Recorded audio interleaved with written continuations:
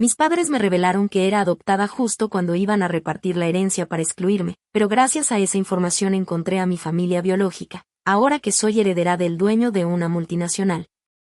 Mis padres adoptivos me llaman diciendo que siempre me quisieron como a una hija de verdad.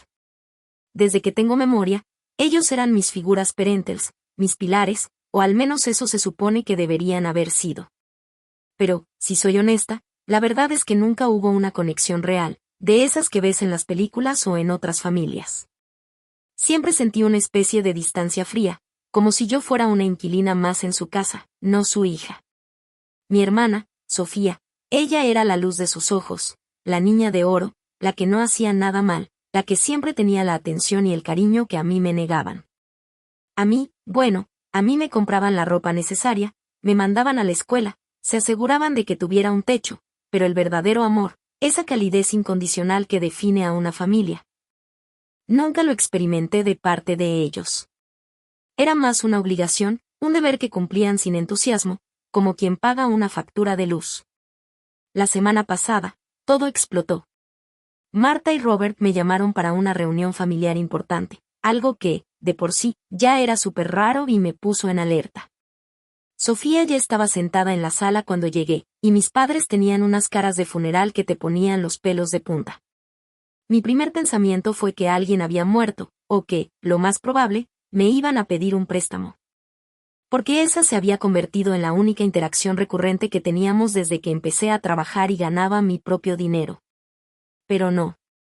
Robert se aclaró la garganta, con esa tos nerviosa que siempre hacía antes de soltar una excusa barata o una manipulación, miró a Marta buscando una señal de aprobación, y luego soltó la bomba sin anestesia alguna. Me dijo con una voz sorprendentemente tranquila, que contrastaba con la tormenta que se desataba en mi interior: Camila, querida, hemos decidido que es hora de ser honestos contigo. Necesitamos hablar sobre el testamento de tu tía abuela Clara. Ahí fue cuando empecé a sentir un escalofrío. ¿Mi tía abuela Clara? ¿Testamento? ¿Qué herencia podía tener yo, si ellos vivían al día y siempre se quejaban de las deudas? Fue en ese instante, en medio de esa atmósfera cargada, cuando Marta, con los ojos llenos de esas lágrimas falsas que solía derramar cuando quería manipular una situación a su favor, me espetó la verdad más cruda y dolorosa de mi vida: tu padre y yo necesitamos decirte algo muy importante. No eres nuestra hija biológica, Camila. Eres adoptada. Sentí como si me hubieran pegado un puñetazo en el estómago. El mundo a mi alrededor se detuvo. Fue un golpe tan bajo, tan inesperado, que me quedé en un estado de shock total. El aire se me fue de los pulmones, y la cabeza me empezó a dar vueltas. Sofía, la muy maldita, estaba sentada a un lado, mirándome con una expresión que era una mezcla de sorpresa genuina y una satisfacción apenas disimulada. Marta y Robert continuaron, explicando que lo hacían porque el testamento de la tía abuela Clara tenía una cláusula de descendientes directos y que no querían complicaciones legales que pudieran retrasar o anular la distribución de los bienes. Complicaciones legales. Me estaban diciendo a la cara que, después de 29 años de mentiras, la única razón por la que soltaban la verdad era para joderme. Para asegurarse de que no obtendría ni un puto centavo de una herencia de mierda de la que ni siquiera tenía conocimiento hasta ese momento. No podéis ni imaginar la furia que me invadió en ese momento. Era una mezcla explosiva de traición, dolor y una rabia tan profunda que me quemaba las entrañas. Les grité, sí, les grité con todo el aire que me quedaba en los pulmones. Les pregunté por qué cojones habían esperado tanto, por qué me habían mentido toda mi vida, por qué permitieron que viviera una falsedad tan cruel. Robert, con su típica y asquerosa calma manipuladora, la misma que usaba para salirse siempre con la suya, se levantó y me tendió un sobre viejo y amarillento. Aquí tienes los documentos de tu adopción, Camila, me dijo con un tono gélido, casi indiferente. Es todo lo que tenemos. Dentro había un puñado de papeles secos, un certificado de nacimiento con el nombre de una mujer que jamás había oído, Valeria Solís, y el contacto de una abogada, una tal Elena Petrov. Me lo entregó como si fuera una factura, sin una pizca de emoción, sin una disculpa, sin un atisbo de arrepentimiento. Con las manos temblorosas, agarré esos putos papeles, sintiendo la textura del papel viejo como si quemara mi piel. Mi visión se nubló por las lágrimas de furia y el corazón me latía tan fuerte que creí que se me saldría del pecho. Sin decir una palabra más, me levanté de golpe, tan rápido que la silla crujió. Les lancé los documentos a la mesa con toda la fuerza que pude, viendo cómo se esparcían por la superficie de madera pulida, un reflejo caótico de mi propia vida hecha pedazos. Salí de esa casa como un alma en pena, arrastrando los pies por la acera sin un rumbo fijo, sin saber a dónde ir o qué hacer. Sentía el aire frío de la tarde en mi cara, pero no me importaba. Solo podía pensar en una cosa: esta mierda no se iba a quedar así. Ni de coña. Sabía que, de alguna manera, les devolvería la jugada. Esta historia apenas estaba empezando, y la venganza, aunque no sabía aún cómo, sería mi siguiente paso. Actualización 1. Han pasado ya unos 3 meses desde aquel día infernal en casa de Marta y Robert. La verdad es que la rabia inicial, esa que me quemaba por dentro y no me dejaba dormir, no ha disminuido ni un ápice. De hecho, diría que se ha transformado en una especie de determinación fría, un fuego constante que me impulsa a seguir adelante. Después de salir de allí como alma que lleva el diablo, bloqueé los números de Marta y Robert sin pensarlo 2 veces. No quería saber nada de ellos, ni escuchar sus falsas disculpas o sus patéticos intentos de justificación. Sofía, mi hermana de oro, intentó contactarme un par de veces por mensaje de texto. Supongo que quería ver si ya me había disuelto en el aire o algo así, o quizás solo buscaba chismear sobre mi miseria, pero la ignoré completamente. Mi mente estaba demasiado ocupada, procesando la magnitud de la traición y la tarea monumental que tenía por delante. Durante esas primeras semanas, me sentí completamente perdida. Toda mi vida era una mentira, un castillo de naipes que se había derrumbado de la noche a la mañana. La idea de que las personas que se suponía que me amaban incondicionalmente me hubieran usado y desechado por una miserable herencia, me carcomía por dentro. Había días en los que la depresión me paralizaba. Me costaba levantarme de la cama, la apatía era abrumadora, y la idea de enfrentar el mundo me parecía una carga insoportable. Pero luego, como un resorte que se tensa, la rabia volvía a emerger. Y, debo admitir, esa rabia era un motor potentísimo, una fuerza imparable que me impedía hundirme del todo. Decidí que no iba a permitir que me vencieran, que no me iba a quedar lamentándome. Tenía que hacer algo. Tenía que encontrar la verdad, mi verdad. Mi obsesión se centró en esos putos papeles que Robert me había lanzado. El nombre de la abogada que gestionó mi adopción, Elena Petrov, era lo único concreto que tenía, además del nombre de mi madre biológica, Valeria Solís, en el certificado de nacimiento. La dirección del despacho de la abogada en el documento era de hace casi 3 décadas, obviamente desactualizada. Pero era un punto de partida, por pequeño que fuera. Empecé mi búsqueda por ahí. Llamé a cada puto despacho de abogados que encontré con un nombre similar en la ciudad, revisé directorios telefónicos antiguos, busqué en archivos públicos, todo lo que se me ocurría para dar con ella. Fueron semanas interminables, frustrantes, en las que me sentía como una detective de segunda, una perdedora buscando desesperadamente migajas de un pasado que me había sido robado. Cada llamada sin éxito, cada puerta cerrada, era un golpe que me dejaba más exhausta. Pero no me rendí. Un día, mientras navegaba por esos rincones oscuros de Internet, específicamente en foros de genealogía y búsqueda de familiares, di con un comentario antiguo. Una mujer preguntaba por una tal Elena Petrov, una abogada especializada en adopciones en los años 90. Mencionaba que la abogada se había retirado hace años, pero que solía ser una figura legendaria en su campo, y que, según sus informantes, ahora vivía en un pueblito de la costa. Bingo. Esa fue la puta chispa, el hilo que necesitaba desesperadamente para tirar del ovillo. No tenía la dirección exacta, por supuesto, pero el nombre del pueblo era una pista de oro. Había pasado semanas sintiendo que chocaba contra una pared, y de repente, una ventana se abría de par en par. Con una mezcla extraña de esperanza y terror, empaqué lo mínimo indispensable en una mochila y me subí a mi viejo coche. El viaje fue largo, y cada kilómetro me acercaba más a una verdad que no sabía si estaba lista para afrontar. Al llegar al pueblito costero, supe que no sería fácil. Era un lugar pequeño, con calles estrechas y casas viejas. Pero, como suele pasar en los pueblos pequeños, la gente es chismosa y, si sabes preguntar bien, terminan soltando la sopa.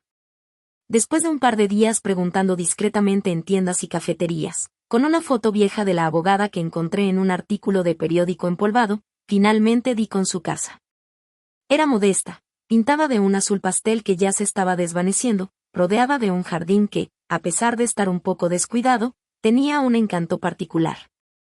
El corazón me latía a 1000 por hora cuando toqué el timbre de madera. Me sentía nerviosa, emocionada y aterrada a partes iguales. Ella abrió la puerta.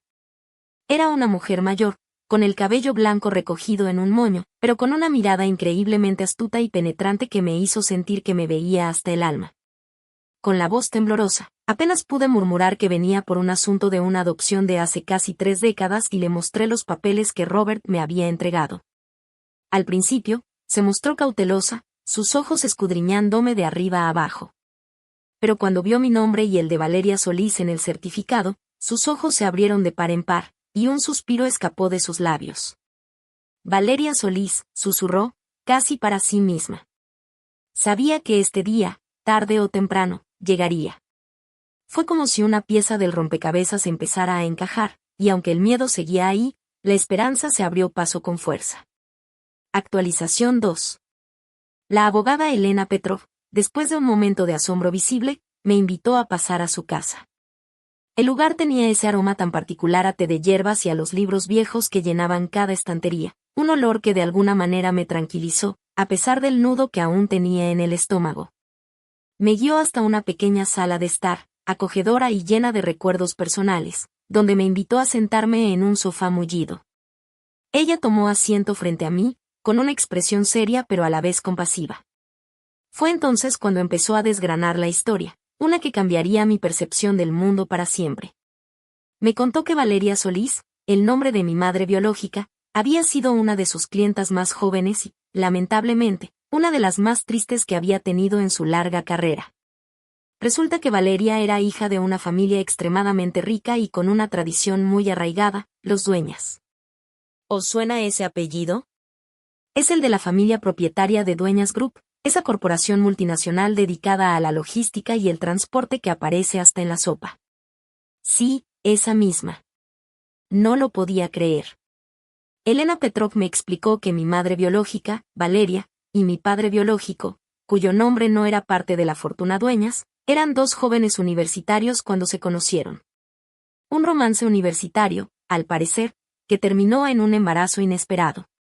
Cuando Valeria se quedó embarazada de mí, su familia, especialmente su padre, el patriarca de los Dueñas, se volvió completamente loco.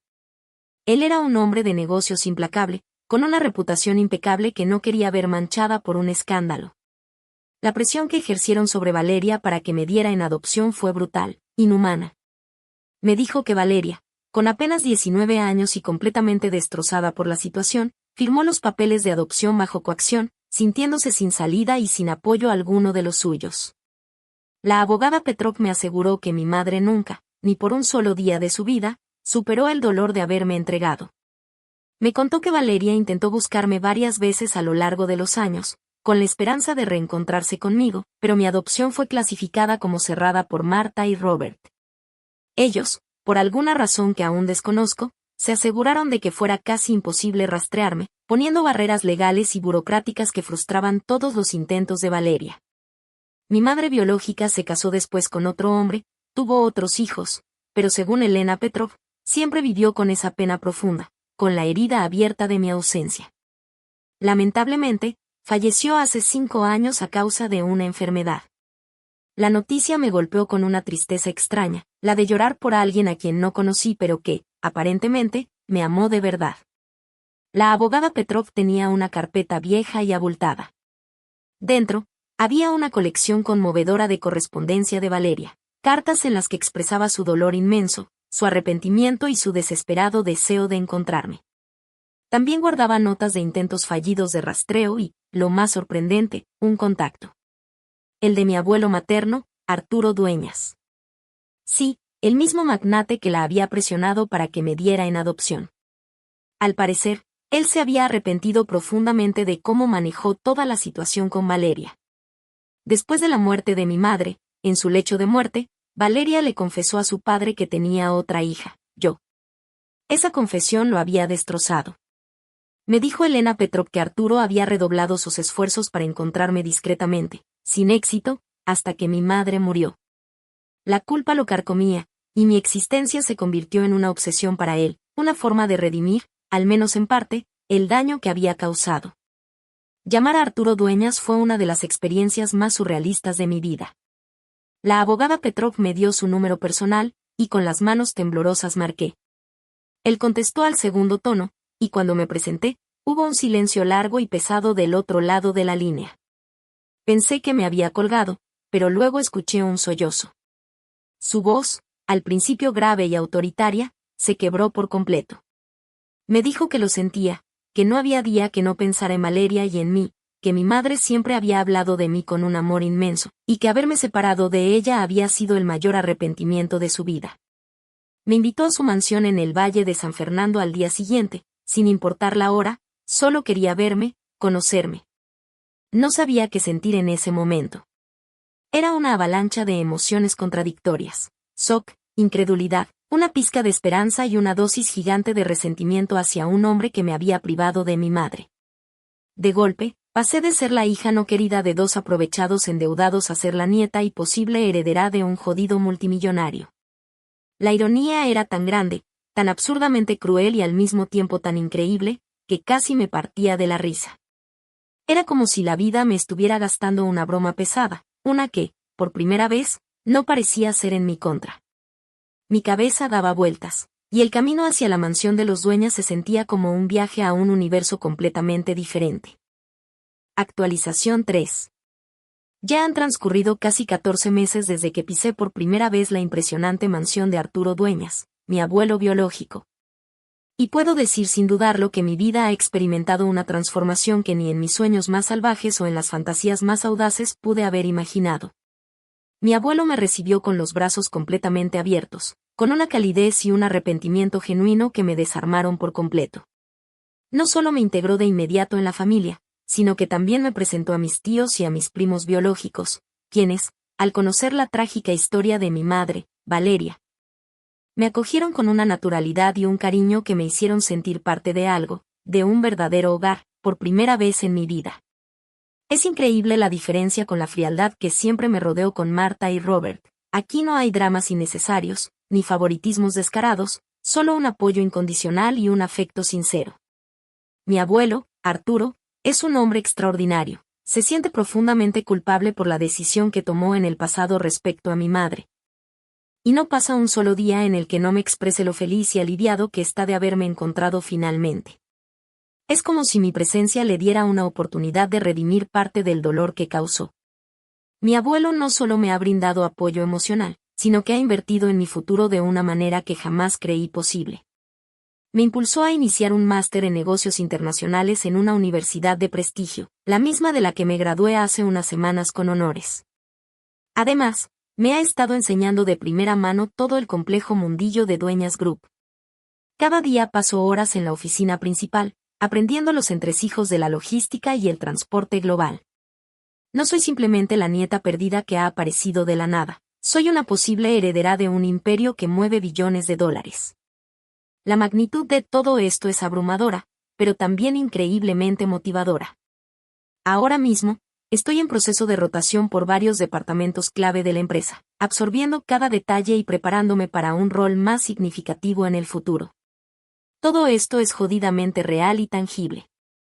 Mientras tanto, la situación con Marta y Robert es, como decirlo sin ser demasiado vulgar, absolutamente patética. Durante los primeros meses, después de que los bloqueara de todas las formas posibles, dejaron de molestarme. Asumo que la herencia de su tía abuela Clara no fue tan sustanciosa como esperaban, o quizás simplemente se la fundieron en un abrir y cerrar de ojos, como solían hacer con cada pequeña cantidad de dinero que caía en sus manos. Pero, de alguna manera, se enteraron de mi nueva situación. No sé cómo, aunque no me extrañaría que Sofía, la chismosa por excelencia, se lo contara a alguien, o quizás mi apellido biológico, Dueñas. Empezó a sonar en algún círculo social o empresarial al que ellos aún tenían acceso. Lo cierto es que, de repente, Comenzaron de nuevo los mensajes insistentes, las llamadas desde números desconocidos y los correos electrónicos empalagosos. Camila, hija, ¿cómo estás? Te extrañamos tanto. Quisiéramos saber de ti, decía un mensaje de Marta. Robert, por su parte, enviaba correos más elaborados, llenos de falsas promesas. Siempre te hemos querido como a una hija de verdad. Entiende, lo hicimos por tu propio bien, para que no tuvieras problemas con la herencia. Todo era para protegerte, protegerte. Es para cagarse de la risa si no fuera tan asqueroso. ¿Por mi propio bien? Me tiraron a la mierda por dinero, y ahora que se dieron cuenta de que tengo dinero de verdad y un apellido que pesa, quieren volver a mi vida. Son tan descarados, tan hipócritas, que me provocan náuseas. La cumbre de su desvergüenza llegó un día en que Robert me dejó un mensaje de voz que era para filmar y ponerlo en bucle en YouTube por lo hilarante y repugnante que era. Hablaba de lo orgullosos que estaban de mí, de cómo siempre supieron que yo era especial y que estaban felices de que finalmente hubiera encontrado mi lugar en el mundo. El cinismo. Saben perfectamente que soy la nieta de Arturo Dueñas, el dueño de Dueñas Group, y ahora se arrastran como cucarachas intentando colarse de nuevo en mi vida. Lo mejor de todo es que el abogado de mi abuelo, el señor Henderson, un hombre que no se anda con rodeos, ya les envió un par de cartas legales. La primera fue una advertencia formal para que cesaran el acoso, y la segunda, una orden de alejamiento sutil, dejando claro que no deben acercarse a la propiedad de mi abuelo ni a mí de ninguna manera que no sea a través de canales estrictamente legales y supervisados. El mensaje fue más que claro: aléjense. Se acabó el juego. La satisfacción de saber que mi nueva vida les estaba restregando su error en la cara era inmensa. Actualización 4. Tengo que contarles esto porque acabo de terminar con la que ha sido, sin duda, la mejor y más catártica mierda que he vivido en mucho tiempo. Marta y Robert, los insensibles y ambiciosos que creyeron que podían jugar con mi vida, simplemente no se rindieron con sus patéticos mensajes y llamadas. A pesar de las advertencias del señor Henderson, el abogado de mi abuelo Arturo, que les envió una segunda carta aún más contundente amenazando con acciones legales por acoso, ellos seguían intentándolo. Supongo que esa segunda misiva los detuvo por un tiempo, porque hubo un pequeño respiro de sus intentos. Pero la paz no duró mucho.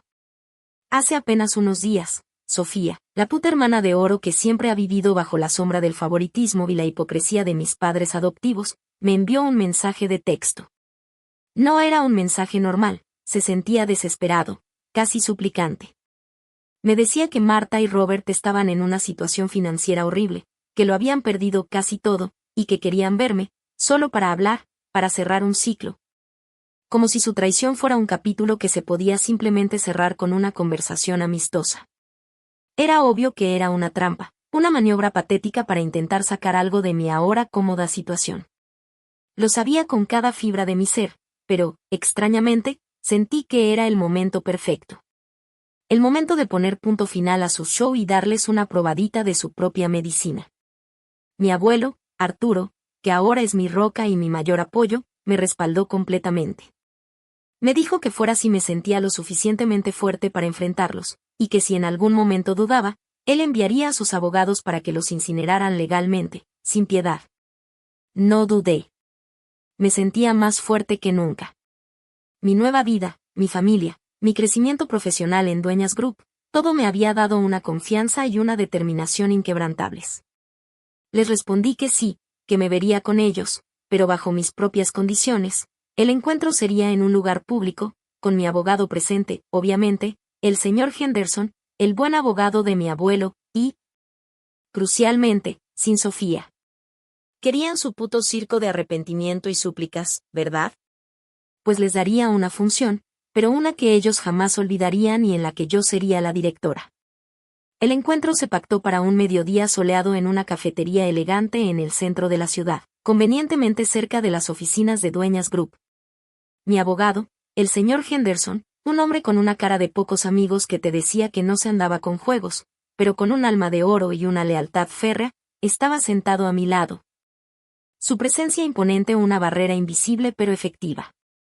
Marta y Robert llegaron unos minutos después, y al verlos, casi no los reconozco. Parecían dos sombras de lo que alguna vez fueron, con las caras demacradas, la piel flácida y los ojos hundidos. Se veían mucho más viejos de lo que realmente eran. El poco cabello de Robert estaba más ralo, y las arrugas en el rostro de Marta eran más profundas, marcadas por la preocupación. Sus ropas, antes de una falsa elegancia, ahora le sentaban mal, arrugadas y sin vida. No quedaba ni rastro de la fachada de prosperidad con la que solían presentarse. Camila, hija, dijo Marta, con su voz melosa, intentando acercarse, como si nada hubiera pasado. Extendió una mano temblorosa, intentando tocarme. No me digas, hija, Marta, la corté en seco, mi voz era sorprendentemente tranquila, casi gélida, sin una pizca de la emoción o el resentimiento que ellos esperaban. Mi tono, firme y desinteresado, pareció golpearlos más fuerte que cualquier grito. Ya dejamos muy claro que no soy vuestra hija. Se sentaron frente a nosotros, sus movimientos lentos, sus miradas esquivas. Parecían dos ratas acorraladas, sus rostros reflejando una desesperación que antes solo yo había conocido. Robert, el mismo hombre que me había entregado mis papeles de adopción con una indiferencia pasmosa, intentó ir directo al grano, el muy cínico. Sabemos que has encontrado a tu familia biológica, Camila. Estamos muy contentos por ti. Y también lamentamos mucho cómo manejamos las cosas en el pasado. ¿Lo lamentáis?, pregunté, y una risa fría, casi un graznido que no reconocí como mío, escapó de mis labios. Lo lamentáis porque la jugada os salió mal. Porque me tirasteis a la basura por una herencia de mierda, esa que os duró un suspiro, y ahora resulta que soy la heredera potencial de algo que os hace parecer unos pobres de solemnidad. No me digas, lo siento, Robert. La cagamos, punto. La verdad, cruda y sin adornos, los golpeó de lleno. Sus rostros se pusieron pálidos, y Marta, con una teatralidad que siempre me había repulsado, empezó a llorar, un llanto seco y forzado, sin lágrimas reales. Siempre te quisimos, Camila. De verdad. No sabes lo difícil que fue criarte. Difícil criarme, la interrumpí de nuevo, mi voz elevándose ligeramente, con la indignación brotando. Difícil fue para mí crecer en una casa donde me sentía como una extraña, donde nunca hubo un abrazo de verdad, donde cada palabra de aliento se sentía como una manipulación. Y coronasteis esa década de frialdad con la putada de la herencia, revelando la verdad solo para joderme. Así que, por favor, déjate de mierdas y de lágrimas de cocodrilo. No sois mis padres. Nunca lo fuisteis realmente, al menos no en el sentido que importa. Mi mirada fija en ellos, sin parpadear. Robert, con un último y desesperado intento, quiso sacar a colación sus problemas económicos, la razón real de su presencia allí. Mira, Camila, sabemos que tienes una buena posición ahora, y nosotros. No. Ni se te ocurra pedirme un puto céntimo, lo corté tajante, mi voz resonando con una autoridad que no sabía que poseía. Os dieron una oportunidad hace 29 años para que me amarais, para que fuera vuestra hija de verdad. Y la desperdiciasteis. La única vez que me dijisteis la verdad fue para intentar dejarme sin nada. No os debo nada, absolutamente nada. ¿Entendéis? Nada. Se quedaron en un silencio sepulcral, sus ojos clavados en la mesa, sin atreverse a mirarme. Fue entonces cuando el señor Henderson, con su voz profunda y autoritaria, intervino, sellando el destino de la conversación. Mi cliente ha sido muy clara, señores. No tiene ninguna obligación, ni moral ni legal, de asistirlos de ninguna manera. El señor Henderson se puso de pie, su figura imponente dominando el espacio. Y les advierto una última vez, si vuelven a intentar contactarla de cualquier forma, ya sea directa o indirectamente, o si intentan acercarse a ella, emprenderemos acciones legales inmediatas y sin concesiones por acoso e invasión de la privacidad. ¿Entendieron? Me levanté también, mi silla rasgando el suelo. Los miré por última vez, a esos dos desconocidos que me criaron en un ambiente de frialdad y me habían traicionado de la peor forma posible. En sus ojos, vi una mezcla de derrota, vergüenza y una incipiente desesperación. Adiós, Robert. Adiós, Marta. Y sin decir una palabra más, me di la vuelta y me fui, dejando a esos dos despojos sentados en aquella mesa, con sus vidas desmoronándose a su alrededor y sin nadie más que a sí mismos a quien culpar. La venganza, amigos, es un plato que se sirve jodidamente frío, y la verdad es que, en ese momento, sentí que nunca había probado nada tan satisfactorio en mi vida.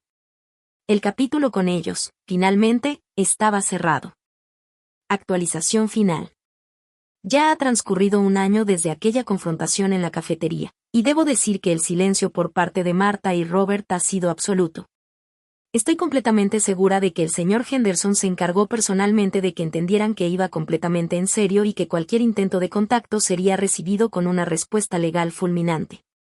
Poco después de la confrontación, Sofía, la que fue mi hermana de oro y siempre tan manipulable, me envió un último mensaje, tan patético como siempre. Me contó, con un tono lleno de lástima impostada, que sus padres habían perdido su casa y estaban viviendo en un pequeño apartamento, una situación que, según ella, era desoladora. Me preguntó si no sentiría lástima por ellos. Mi respuesta fue un simple emoji de cara de póker, y acto seguido, la bloqueé también. Se lo merecen.